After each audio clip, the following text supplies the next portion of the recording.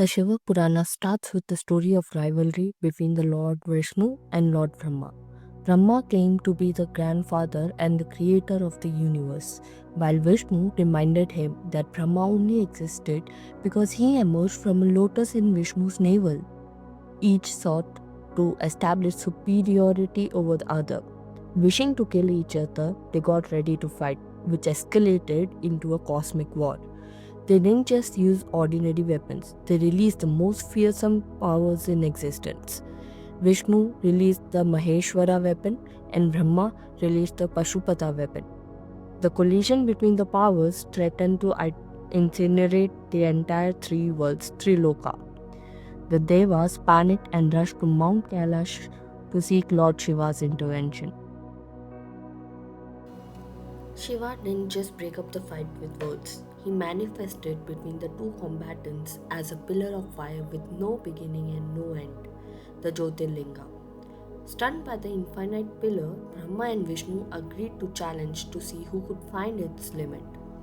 Vishnu took the form of a boar, Varaha, and dug deep into the earth to find the base. Brahma took the form of swan, Hamsa, and flew upwards to find the top. Vishnu eventually returned and humbly admitted that he could not find the bottom. However, Brahma, spotting a falling Ketki flower, persuaded the flower to lie for him, and Brahma claimed that he had reached the summit in front of Vishnu. Because of Brahma's reception, Shiva appeared from the pillar, praised Vishnu for his honesty, and cursed Brahma. Raged by Brahma's deception, Shiva manifested a terrifying form called Bhairava. Shiva commanded Bhairava to punish Brahma for his dishonesty. Bhairava immediately cut off Brahma's fifth head, the one that had uttered the lie.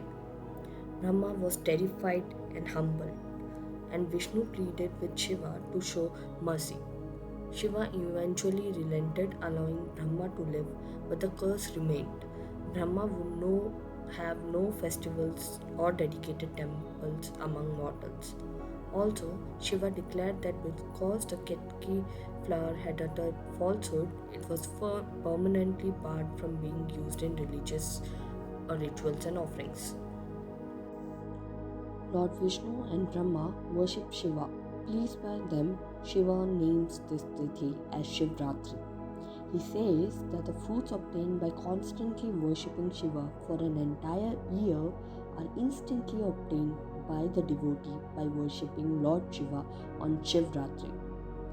The place where he appeared as Lingam shall be known as Arunachala, and among all the Kshetras, this will be known as the greatest Kshetra.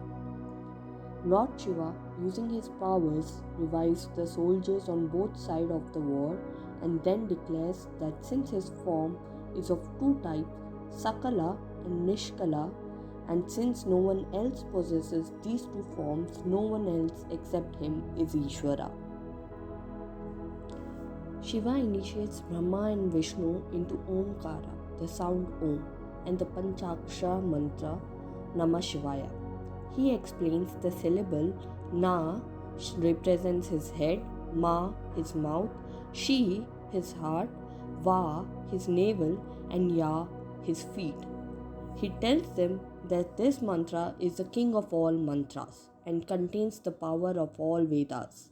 This is the moment where the spoken form of Shiva is established.